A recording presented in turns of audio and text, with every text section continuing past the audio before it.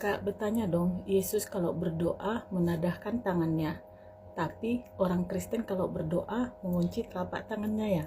Samdani berkomentar, aku tanggapi, Assalamualaikum, sehat-sehat kita. Simpel aja sebenarnya ya kan. Karena antara Yesus dengan orang-orang Kristen berbeda keyakinan. Ya kan? Masa itu?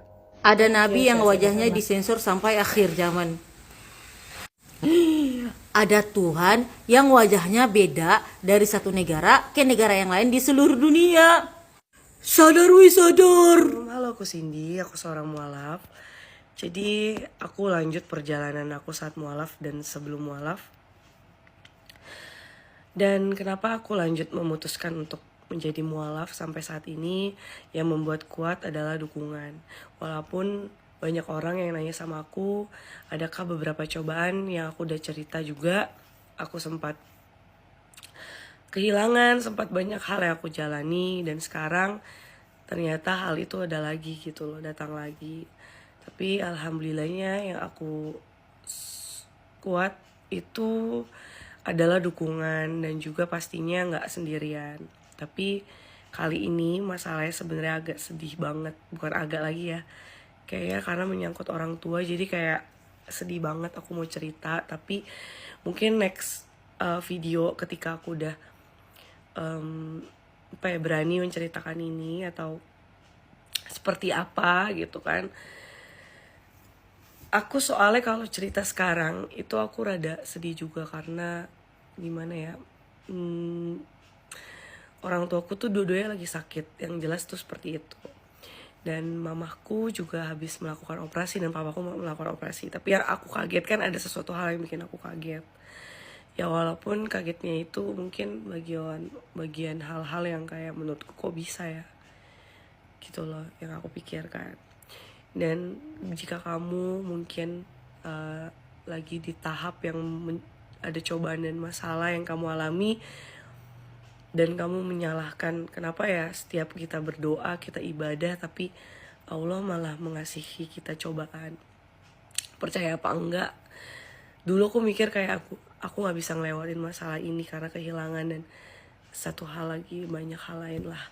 Tapi berjalannya waktu tuh aku selalu ngejalanin. Aku tuh dari dulu tipe orang yang kayak aku gak mau ini tapi aku jalanin gitu. Misalkan aku gak mau kalau di kerjaan misalkan, ataupun di kerjaan misalkan, aku gak mau ngelakuin itu gitu loh. Aku malu kalau misalkan nanti aku ngomong ke banyak orang salah misalkan, tapi aku lakuin itu tapi ternyata alhamdulillahnya lancar. Tapi ya udah, makanya aku ngejalanin rasa ini yang nggak enak itu pasti ya udah aku jalanin aja gitu loh. Mungkin kalian di fase yang sama. Menurutku ibadah itu bukan berarti Tuhan nggak Allah atau Tuhan tuh nggak kasih hal-hal yang mungkin kamu nggak bisa dapetin gitu. Atau misalkan cobaan ini kenapa berlarut gitu, padahal kamu udah ibadah dan segala macam. Percaya sama aku, apapun itu mungkin sekarang kita jalanin aja selama kita masih diberi kayak nafas dan kehidupan. Karena capek juga ternyata ketika kita ngerasa kita nggak kuat, coba dibalik diri lagi, kamu pernah ada di tahap juga sama cobaan. Walaupun mungkin misalkan hari ini cobaan kamu lebih berat, tapi percaya sama aku, kamu pernah ngejalanin apapun itu masalahnya, pasti bakal bisa clear atau bisa lebih tenang sedikit untuk menyelesaikannya. Kak, bertanya dong, Yesus kalau berdoa menadahkan tangannya, tapi orang Kristen kalau berdoa mengunci telapak tangannya ya. Samdani berkomentar, aku tanggapi, Assalamualaikum, sehat-sehat kita. Simpel aja sebenarnya ya kan. Karena antara Yesus dengan orang-orang Kristen berbeda keyakinan. Ya kan? Masa itu? Thank you, sehat-sehat di sana. Dibayar berapa Mbak? Burawan Lapas berkomentar, aku menanggapi, Assalamualaikum, sehat-sehat kita. Dibayar untuk menjadi Islam maksudnya. Jadi sepanjang aku 11 tahun ya di dalam Islam, belum pernah ada kulihat mengajak umat itu agar login ke dalam agama Islam dengan cara bayar-membayar atau kasih-kasih hadiah, contohnya sembako gitu ya. Tapi di luar sana banyak itu, bahkan dari door to door, ketuk-ketuk pintu, kasih amplop, itu terjadi, kulihat itu dan nyata. Yang terjadi saat ini bahkan fenomenal ya. Justru tidak ada lagi yang repot-repot islamisasi, enggak. Orang-orang sudah pada mencari sendiri kebenaran dan login dari hati mereka sendiri tanpa ada siar-siar yang khusus seperti misionaris-misionaris. Iya loh, itu nyata. Kalau aku sendiri ya bayarannya sangat mahal lah, luar biasa. Bahagia dunia dan akhirat, insya Allah ya. Terima kasih, sehat-sehat di sana. Islam muncul di abad ke-7, lalu di abad ke-1 sampai ke-6. Kemana Allah Subhanahu wa Ta'ala? Baban bertanya, aku menjawab. Assalamualaikum, sehat-sehat kita. Jadi pertanyaan seperti ini sering juga muncul dari kawan-kawan sekelas Baban. Dan sesungguhnya pertanyaan ini menunjukkan bagaimana kalian mengenali Tuhan kalian. Dan dari jawabanku ini, dengarkan, akan kujelaskan bagaimana aku mengenali Tuhanku. Sebagai aku umat Islam, insya Allah ini mewakili kawan-kawan seiman aku. Ya, Allah Subhanahu wa Ta'ala itu Allah yang maha suci dan maha tinggi. Subhanahu wa Ta'ala artinya maha suci, maha tinggi. Dialah yang awal dan yang akhir, dialah yang zahir dan yang batin, dia yang maha mengetahui. Al-Hadid ayat 3. Jadi tidak terbatas ruang, waktu, dan gerak. Kenapa kalian selalu mempertanyakan kemana abad pertama sampai ke-6? Itu selalu. Gak pernah bertanya contohnya, di mana abad ke-13 sebelum Masehi? Itu gak pernah. Karena kenapa? Karena Tuhan yang kau kenal itu startnya di abad pertama. Pernah terbatas ruang juga, waktu juga, gerak juga, ya kan? Iyalah namanya manusia kan gitu.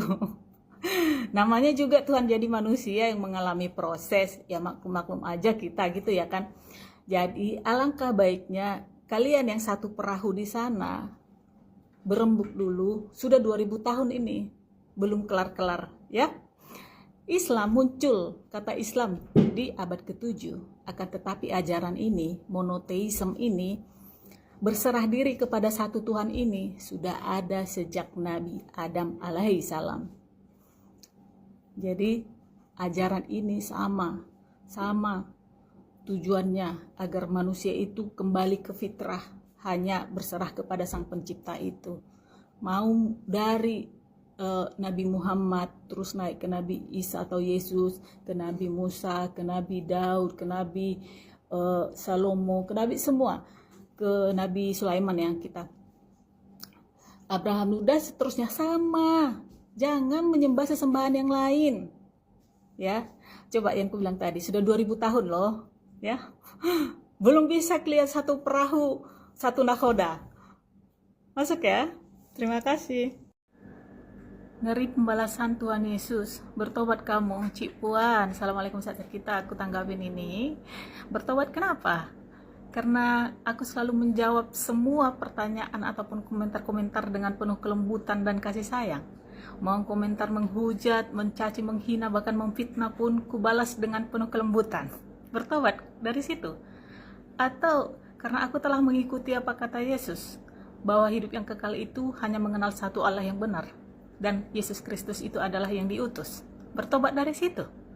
Jadi kalau kau bilang ngeri pembalasan si Tuhan Yesus, berarti kau nggak mengenal Yesus. Beliau pernah mengatakan, kasihilah musuhmu dan berdoalah pada mereka yang menganiaya kamu, katanya. Musuh aja disuruh dikasihani, masa ada ngeri-ngeri? Yang ngeri itu pembalasan Tuhannya Yesus. Tunggu kau, tunggu giliranmu coy. Masuk ya. Pahami dululah apa itu sebenarnya buah larangan yang buat Adam dan Hawa jatuh ke dalam dosa. Karena kalau kau sudah mengerti itu sebenarnya, kau sendiri akan bisa menyimpulkan ajaran agamamu menyimpang, kau bilang kan, Ge? Assalamualaikum, saat kita, aku menanggapi. Jadi alhamdulillah aku sudah memahaminya dengan sangat baik kedua ajaran agama ini. Untuk itulah aku memilih Islam dengan yakin dan teguh, dan insya Allah bisa aku pertanggungjawabkan. Jadi dari kisah jatuhnya manusia ini ke dalam dosa, justru banyak kutemukan cacatnya kemahaan Tuhan di ajaran yang lama. Yang pertama, sesaat setelah Adam memakan buah terlarang, apa yang dilakukannya? Sembunyi dia, ketakutan. Cik, Tuhan datang, carian. Adam, di manakah engkau? Katanya. Cacat kemahatauannya. Ya kan? Yang kedua ini paling penting. Jatuhnya Adam ini ke dosa dikait-kaitkan nanti dengan kematian Yesus di kayu salib. Timbul lagi cacat yang baru, cacat kemahadilannya. kenapakah dosa si A harus dipertanggungjawabkan oleh si Y? Itu dia masuk ya. Ih, longor kali kau, kata orang nanti. Dosa yang dimaksud di situ adalah kematian, karena dosa itu adalah maut. Upah dosa ialah maut, kata si Paulus. Tahu aku cinta. Dan justru di sini timbul lagi cacatnya. Kok kurang pas settingannya ya, gitu. Dengan penghukumankah manusia ini maka mati? Nah, di dalam Al-Quran aku temukan kebenaran yang sejati. Ya, apa yang kita lihat di kisah ini? Sesaat setelah Adam memakan buah terlarang, dia datang bertobat. Nah, ini perlu dicontoh, ya kan? Bukan bersembunyi. Dia datang bertobat, minta ampun di Al-Baqarah 37 itu, dan dosanya diampuni. Karena memang Allah itu Maha Pengampun, ya kan? Masa menciptakan dari yang tidak ada menjadi ada? Bisa mengampuni harus pakai korban tusuk menusuk, ya kan coy? Iya. Nah, kemudian tentang kematian. Kematian itu milik Allah, kehidupan itu Allah yang ngatur.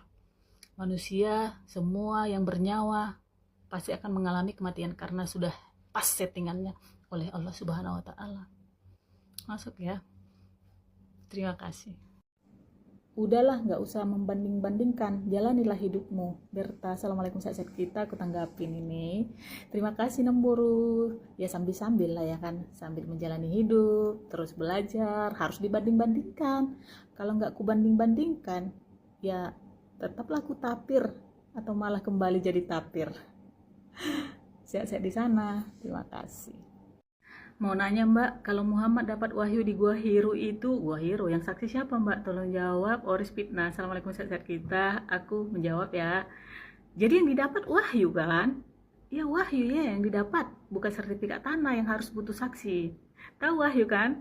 Iya, petunjuk dari Tuhan, firman Tuhan. Kalau petunjuk dari opung dolimu, tadi opung doli kita, bukan wahyu namanya. Wasiat ya kan? Jadi jangan ketika bicara tentang Al-Quran, bicara tentang Nabi Muhammad, langsung kalian sekeluarga serombongan minta-minta saksi. Mana saksi? Mana saksi? Nyari-nyari saksi kalian. Artinya kau putar balik dulu coy. Putar balik dulu kalian sekeluarga. Kalian toleh dulu, kalian telisik dulu, kalian tatap-tatap pandangin dulu Bible, kitab suci kalian itu. Apakah nabi-nabi ataupun tokoh-tokoh penting di situ ketika menerima petunjuk dari Tuhan ataupun firman Tuhan ada saksinya? Mana ada? Contoh aja ya, di buku pertama, kitab pertama, Bible-mu, tulisan Musa, ada 5 kitab, Kejadian, Keluaran, Imamat, Bilangan, Ulangan. Beliau bisa menuliskan tentang penciptaan, menuliskan tentang Nabi Abraham, Nabi Nuh, yang jauh terpaut waktunya dari beliau. Kok bisa beliau menuliskan itu? Karena dapat petunjuk. Mana saksinya? Gak ada saksinya. Ya, bahkan yang paling gongnya lagi, Nabi Musa bisa menuliskan Tuhan berfirman dalam hatinya. Ada kan di Kejadian 8? Berfirmanlah Tuhan dalam hatinya. Dituliskan Musa demikian. Kau pikirkan dulu itu. Apa katanya? Takkan lagi kamu mengutuk bumi, kata Tuhan. Setelah Tuhan mencium aroma harum persembahan. Kok 11-12? Dengan siapa itu? Manggut-manggut setelah menerima persembahan. Oke. Yeremia juga seperti itu. Nabi Yeremia. Berfirman Tuhan sama dia. Janganlah kau mengatakan aku masih muda. Pergilah kepada siapapun kau kuutus, kata Tuhan. Siapa saksinya? Gak ada, tapi beliau menuliskannya kan. Yehezkiel, yang paling gong lagi, Yehezkiel 23. Datang firman Tuhan padaku, kata Yehezkiel. Ada 2 perempuan anak dari seorang ibu, kakak beradik kan. Bersundal-sundal di Mesir. Yang difirmankan Tuhannya di situ tentang susu-susu pula. Tentang dada-dada keperawanan yang dijamah-jamah. Tentang jakar-jakar. Yang sebesar jakar keledai yang menimbulkan aroma-aroma birahi. Entahlah itu cemana firman Tuhan itu kepada Yehezkiel. Siapa saksinya itu? Gak ada, tapi Yehezkiel menuliskan demikian coy. Nah, Maria lagi didatangi malaikat Gabriel. Siapa saksinya? Gak ada saksinya, tetapi yang gongnya Lukas menuliskan itu. Apakah Lukas pernah ketemu dengan Maria? Mana pernah, jangankan sama Maria, anaknya sama Yesus aja pun gak pernah ketemu. Tapi dia menuliskan itu semua. Siapa saksinya? Siapa yang menceritakan kepada Lukas itu semua? Meneketehe. Ya, jadi itu maksudnya, ngaca sedikit. Masuk ya? Masuk. Terima kasih, sehat-sehat di sana. Isa diserupakan, Yesus nggak pernah diserupakan. Kalau Tuhan sanggup menciptakan alam semesta, masa menyerupakan satu wajah saja dianggap mustahil? Yang dipermasalahkan itu bukan kemampuan Allah, tapi mau atau tidaknya Allah. Di dalam Bible sendiri, banyak orang tidak mengenal Yesus setelah peristiwa penyaliban. Lukas 24:16, mata mereka dicegat sehingga mereka tidak mengenal Dia.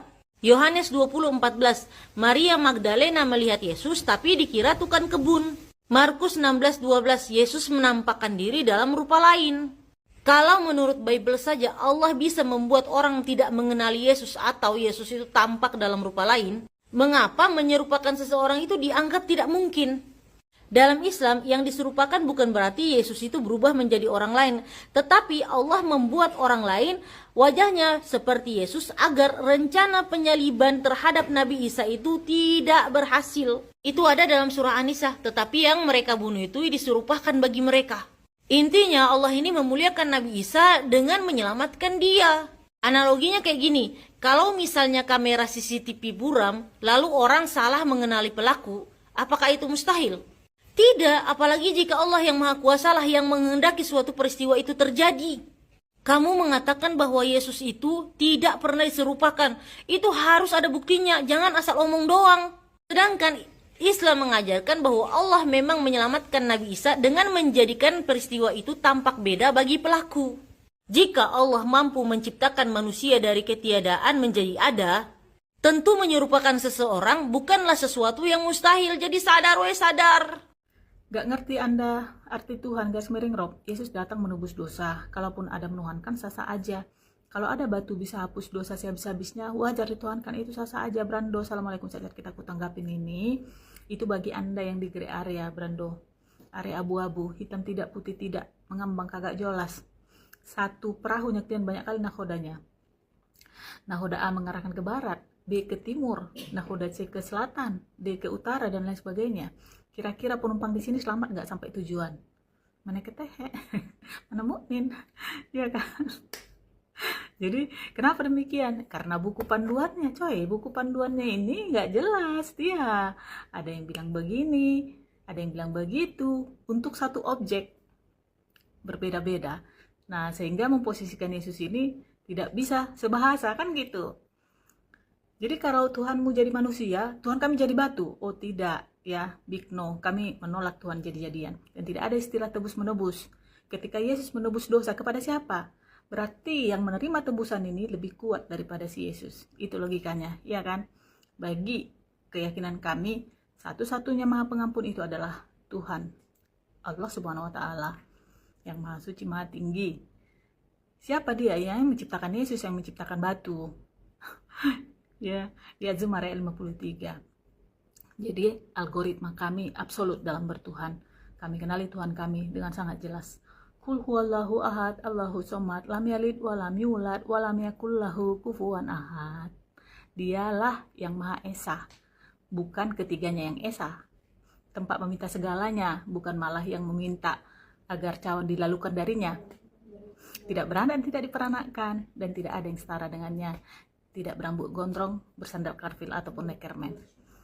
Masuk, masuk, thank you. Siap-siap di sana. Benar itu sudah baca 14 kitab PB. Abo, assalamualaikum, kita aku tanggapin ini. Yang 14 kitab itu, bro, Paulus punya barang doang, ya kan? Kalau PB ya 27 lah. Kemarin pembahasan tentang Mr. Paul toh.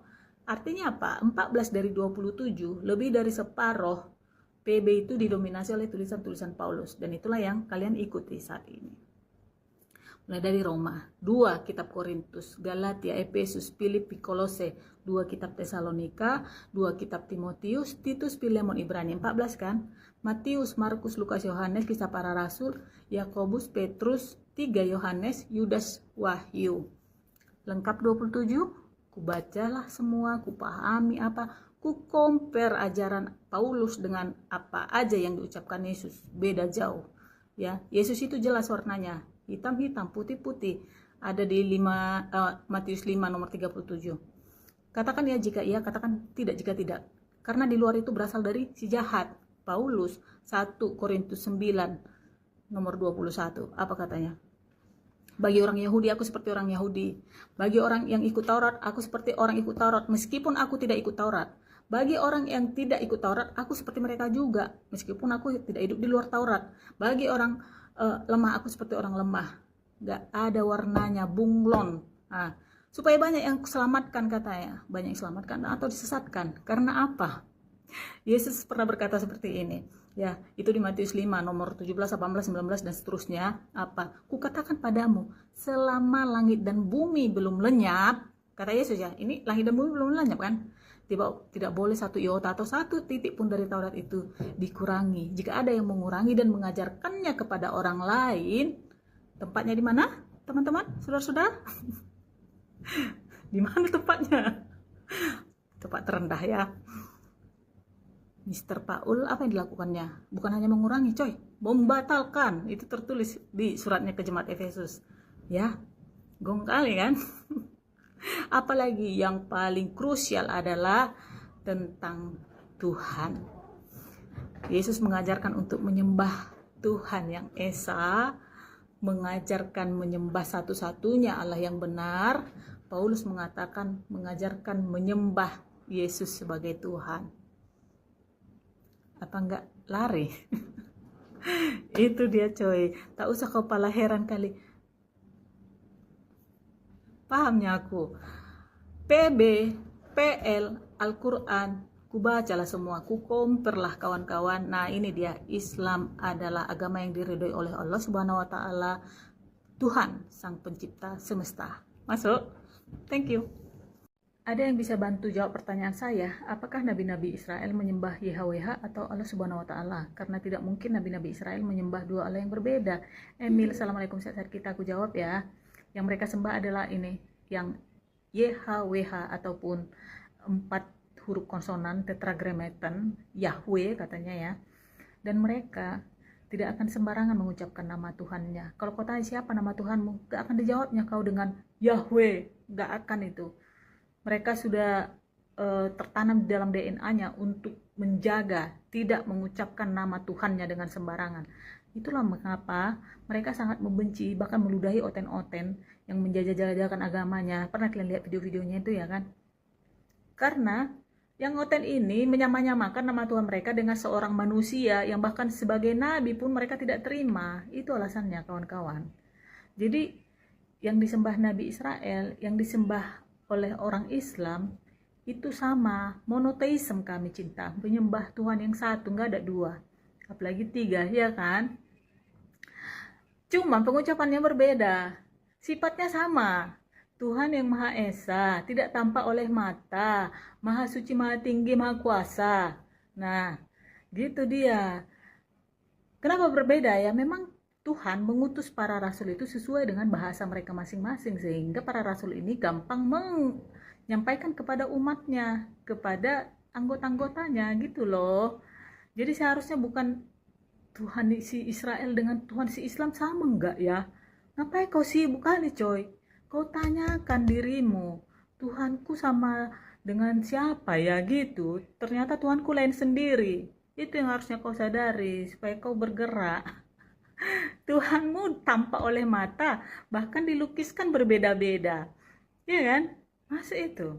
Ya, sehat-sehat di sana. Semoga Tuhan Yesus memberkatimu supaya kami bertobat dan minta ampun. Rumondang Pasaribu, di mana dirimu? Dengarkan dulu ini. Assalamualaikum, sehat-sehat kita. Aku mau merespon komentar ini ya. Nothing is coincidence ya, gak ada yang kebetulan. Bahkan salah ketik pun itu ada artinya itu, Rumondang ya. Supaya kami bertobat, kau bilang iya, udah pas sekali tuh. Bertobatlah dan minta ampunlah kepada Tuhannya Yesus, karena selama ini sudah salah sangka ya. Agamamu lah imani, jangan bahas yang bukan ranah kepercayaanmu. Salam toleransi 76 sekian. Assalamualaikum, sehat-sehat kita. Aku tanggapin ini, salam toleransi juga. Toleransi itu menghargai perbedaan ya, perbedaan pendapat, perbedaan agama, keyakinan, suku dan lain sebagainya. Ketika orang-orang berkomentar kira-kira menyudutkan, membelokkan, memfitnah agamaku, itukah yang disebut toleransi? Tidak ya. Tentu saja agamaku yang sekarang Islam yang kuimani. Agama yang lalu sudah ku skip, sudah kutinggalkan. Tetapi kenapa masih ada membahas? Karena ya ada komentar ataupun pertanyaan yang datang, ya kan, dan itu masih di ranahku. Karena kenapa? Aku berhak menceritakan tentang Siantar ketika aku pernah keliling Siantar dan aku mengenalinya dengan baik. Seandainya aku tidak pernah ke sana, ke Siantar, tetapi aku menceritakan tentang Siantar, itu kurang tepat masuk ya. Terima kasih. Ayat salah satu yang buatku juga dan anakku masuk Islam. Assalamualaikum dek. Waalaikumsalam warahmatullahi wabarakatuh. Kakakku Erika Sitorus. Alhamdulillah terharu aku baca komentar ini. Ya, istiqomalah kita hingga raya dia kakakku. Dan aku doakan semoga kakak beserta anak, beserta keluarga tercinta lah, sehat-sehat selalu, murah rezeki, dilancarkan segala urusannya, selalu berada di jalan Allah Subhanahu wa Ta'ala. Dan memang iya, beda vibe-nya ketika kita membaca Quran, ayat-ayat di Quran itu ya. Langsung bisa kita rasakan, oh ini bukan ucapan manusia ini ucapan sang pemilik kehidupan, sang pencipta. Tentu beda dengan yang sebelum kita rasakan ya kan Kak. Sehat-sehat kita semua. Terima kasih. Ada Tuhanku masih belajar sama alim ulama. Ibarat tesis S2 disempurnakan orang buta huruf. Ibarat Google masih buka Google buat cari jawaban. Ada Tuhanku masih belajar sama alim ulama. Lukas 2 ayat 46. Sadar wih sadar. Ayat salah satu yang buatku juga dan anakku masuk Islam. Assalamualaikum dek. Waalaikumsalam warahmatullahi wabarakatuh. Kakakku Erika Sitorus. Alhamdulillah terharu aku baca komentar ini. Ya, istiqomalah kita hingga raya dia kakakku. Dan aku doakan semoga kakak beserta anak, beserta keluarga tercinta lah, sehat-sehat selalu, murah rezeki, dilancarkan segala urusannya, selalu berada di jalan Allah Subhanahu wa Ta'ala. Dan memang iya, beda vibe-nya ketika kita membaca Quran, ayat-ayat di Quran itu ya. Langsung bisa kita rasakan, oh ini bukan ucapan manusia ini ucapan sang pemilik kehidupan, sang pencipta. Tentu beda dengan yang sebelum kita rasakan ya kan Kak. Sehat-sehat kita semua. Terima kasih. Kristus telah mengampuni kita dari dosa, darahnya telah menebus kita dari segala dosa. Kalau semua dosa sudah ditebus, kenapa dalam Bible orang tuh masih harus bertaubat, mengampuni sesama, beriman, bahkan dihakimi menurut perbuatannya? Bukankah itu berarti penebusan saja tidak otomatis menyelesaikan semuanya? Apa kata Yesus? Jika kamu tidak mengampuni orang lain, Bapamu juga tidak akan mengampunimu. Matius 6:14-15. Kalau semua dosa sudah diampuni di kayu salib, kenapa pengampunan Allah masih bergantung pada pengampunan kita terhadap dosa orang lain? Yakobus 2:42, manusia dibenarkan bukan hanya oleh iman, tapi juga oleh karena perbuatan.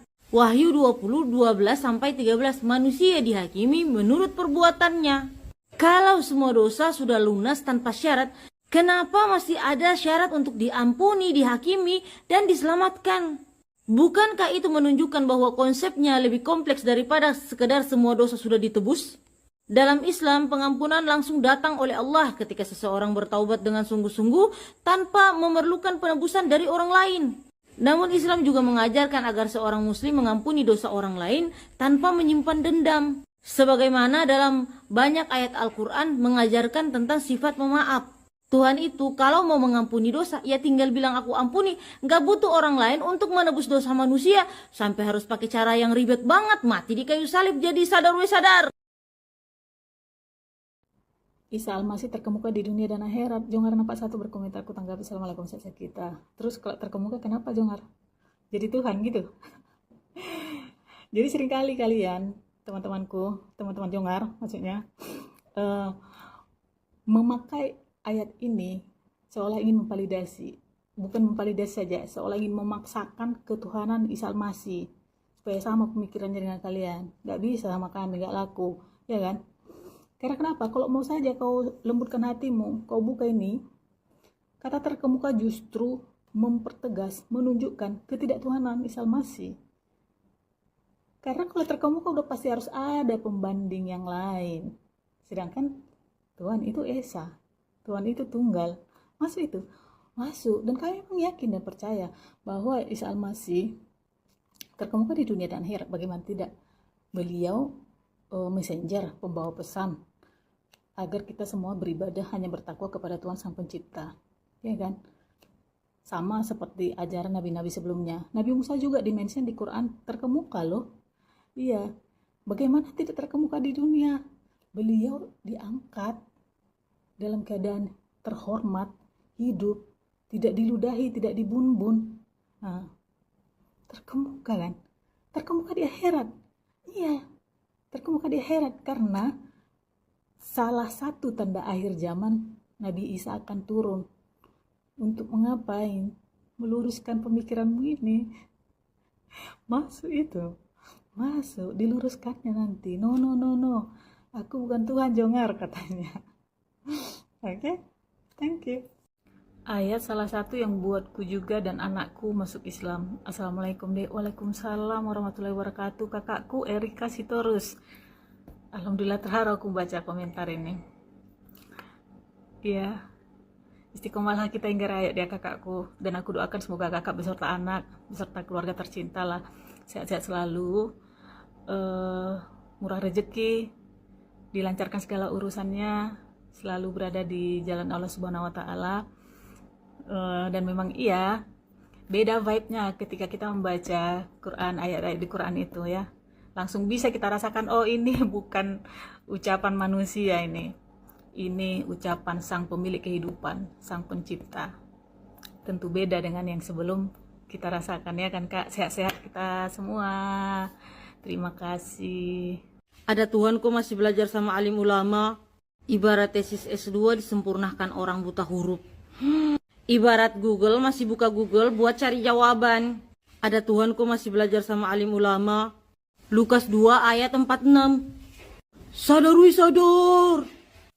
Kalau roh Tuhan tidak menarikmu kepada keselamatan, maka ibu tidak akan pernah paham dengan firman Tuhan. Ibu hanya akan sebatas memahaminya dengan akal manusiamu. Eni berkomentar, aku menanggapi Assalamualaikum sehat-sehat kita. Roh Tuhan masuk di sini Roh Kudus ya kan? Ya, jadi cinta, konsep ketuhanan yang berbasis Tritunggal, di mana salah satunya ada Roh Kudus di situ, itu sudah lama aku skip dari keimanan aku sebagai aku manusia yang berakal, ya. Jadi nggak akan kubahas di sini roh Tuhan, Roh Kudus, roh halus, roh yang lain, apalagi sampai membahas bahasa roh, karena siri kira bara-baraba sampai sekarang masih perdebatan kan, debat nggak nemu, cacat, kita blacklist. Nah itu aku yang mau ku perdalam di sini tentang keselamatan. Semua kita ini manusia pengen selamat, dunia akhirat apalagi, ya kan? Jadi kenapa harus Islam? Karena di Islam jelas konsep keselamatannya. Adil, merata, laki-laki dan perempuan, semua sama. Yang penting apa? Yang penting baca Al-Ahzab 35, apa yang kau lakukan, gitu. Loh, di sana kenapa emangnya? Di sana justru yang namanya juru selamat, penyelamat, pernah berada di fase tidak selamat. Kita pakai akal manusia kita secara sehat supaya tidak diakal-akalin. Masuk. Thank you. Yohanes 14 nomor 6. Akulah jalan dan kebenaran dan hidup. Sob 12. Assalamualaikum sehat-sehat kita. Aku tanggapin ini. Jadi ketika aku membahas ini nanti pasti banyak yang mencak-mencak. Gak apa-apa sayang. Tahan dulu, dengarkan. Silahkan mencak. Kalau mencak gak apa-apa. Barangkali ini bisa menjadi stimulan untuk meningkatkan kesadaran yang mungkin kolaps ya. Harapannya nanti kesadarannya penuh, mau belajar, mau membaca. Gitu. Ini kalau diakumulasikan dari semua video-video yang pernah aku unggah, ada ratusan ini nongkrong di kolom komentarku. Yohanes 14 nomor 6 ini. Kenapa demikian? Kenapa demikian? Karena ini adalah ayat yang dibangga-banggakan. Kalau aku bilang ada ayat yang dibangga-banggakan, ada itu ayat yang tidak pantas untuk dibanggakan. Gak pernah kalian menulis di kolom komentar, Yohanes 5 nomor 30. Aku tidak dapat berbuat apa-apa dari diriku sendiri dan seterusnya, itu kata Yesus ya. Markus 10 nomor 40 atau Matius 20:23. Perihal memberikan tempat di sisi kiri kananku, aku tidak berhak nih. Gak pernah kalian kaji, gak pernah kalian perdalam itu. Kenapa? Karena kalau kalian kaji perdalam itu gagal, nanti misi menuhankan Yesus, ya kan? Yang kalian kokop-kokop itu adalah kalimat Yesus, tidak satu pun yang dapat datang kepada Bapa kalau tidak melalui aku. Iya, semua nabi itu pada zamannya masing-masing adalah jalan menuju Tuhan yang sebenarnya Tuhan. Jalan berbeda dengan tujuan. Ya, masih bisa dibedakan jalan dan tujuan kan? Kalau nggak bisa dibedakan jalan dan tujuan, udah hang itu benar. Ya, coba pikirkan dulu pelan-pelan. Ya, terus nabi-nabi terdahulu yang diutus Tuhan itu mau ngapain datang ke dunia ini? Healing, tebar-tebar pesona. Enggak kan, sama tujuannya, agar umat manusia tidak menyembah sesembahan lain. Musa di Keluaran 32-33 itu marah kepada umatnya ketika mereka mulai menyembah sesembahan lain, lembu emas. Kita hanya bisa selamat kalau mengikuti Tuhan yang memerintahkan aku membebaskanmu dari perbudakan. Itu katanya. Sama kan intinya? Ada 4 nabi besar di kitabmu ini, aku katakan. Ada 12 nabi kecil. Itu intinya semua sama. Membawa umatnya agar tidak menyembah sesembahan lain. Gitu. Dan Yesus juga sama seperti itu. Dia selalu mengatakan dia utusan Tuhan. Dia itu berkali-kali sampai berbunyi pun mulutnya. Kalau kau pergi ke Yohanes 17 yang hanya 26 ayat itu, 6 kali dia mengatakan supaya dunia tahu aku ini engkau utus gitu. Ya kan? Kaji dulu itu lebih dalam. Kaji lagi. Masuk ya. Jadi pengajian itu penting memang. Kaji. Jangan mengagung-agungkan satu ayat menutup mata dengan ayat yang lain. Yesus itu tidak pernah mengatakan dirinya Tuhan apa karena dia malu-malu kucing, malu-malu meong. Enggak lah, karena memang dia bukan Tuhan. Ya, enggak mungkin dia sesegan itu mengakukan dirinya kalau dia memang Tuhan. Siapa yang jadinya biang kerok? Jangan biang kerok lah ya, tokoh lah ya. Siapa yang menjadinya tokoh? Akhirnya Yesus ini Tuhan kan? Paulus yang sama sekali tidak pernah ketemu dengan dia, bahkan dia adalah penjahat yang mengaku bertobat. Aku nggak mau, aku ikut apa yang dikatakan Yesus aja, karena dia kudus. Bagaimanapun aku menghargainya, menghormatinya, mencintainya sebagai utusan Tuhan, tidak sebagai Tuhan. Kalau kau percaya dengan Paulus yang sudah bertobat dari kejahatannya, silahkan masuk ya. Thank you, sehat-sehat di sana. Ngeri pembalasan Tuhan Yesus. Bertobat kamu, Cik Puan. Assalamualaikum, saat kita aku tanggapin ini. Bertobat kenapa? Karena aku selalu menjawab semua pertanyaan ataupun komentar-komentar dengan penuh kelembutan dan kasih sayang.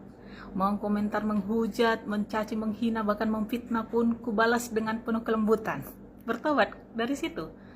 Atau karena aku telah mengikuti apa kata Yesus, bahwa hidup yang kekal itu hanya mengenal satu Allah yang benar, dan Yesus Kristus itu adalah yang diutus. Bertobat dari situ. Jadi kalau kau bilang ngeri pembalasan si Tuhan Yesus, berarti kau nggak mengenal Yesus. Beliau pernah mengatakan, kasihilah musuhmu dan berdoalah pada mereka yang menganiaya kamu, katanya. Musuh aja disuruh dikasihani, masa ada ngeri-ngeri? Yang ngeri itu pembalasan Tuhannya Yesus. Tunggu kau, tunggu giliranmu coy. Masuk ya. Mau nanya Mbak, kalau Muhammad dapat wahyu di Gua Hiro itu, Gua Hiro yang saksi siapa Mbak? Tolong jawab. Oris Fitnah. Assalamualaikum sahabat kita. Aku menjawab ya. Jadi yang didapat wahyu kan? Ya wahyu ya yang didapat, bukan sertifikat tanah yang harus butuh saksi. Tahu wahyu kan? Iya, petunjuk dari Tuhan, firman Tuhan. Kalau petunjuk dari opung dolimu, tadi opung doli kita bukan wahyu namanya. Wasiat ya kan? Jadi jangan ketika bicara tentang Al-Quran, bicara tentang Nabi Muhammad, langsung kalian sekeluarga serombongan minta saksi. Mana saksi? Nyari-nyari saksi kalian. Artinya cak kau putar balik dulu coy. Putar balik dulu kalian sekeluarga. Kalian toleh dulu, kalian telisik dulu. Kalian tatap pandangin dulu Bible, kitab suci kalian itu. Apakah nabi-nabi ataupun tokoh-tokoh penting di situ ketika menerima petunjuk dari Tuhan ataupun firman Tuhan ada saksinya? Mana ada?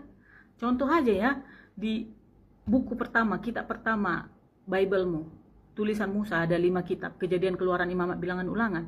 Beliau bisa menuliskan tentang penciptaan, menuliskan tentang Nabi Abraham, Nabi Nuh, yang jauh terpaut waktunya dari beliau. Kok bisa beliau menuliskan itu? Karena dapat petunjuk. Mana saksinya? Gak ada saksinya.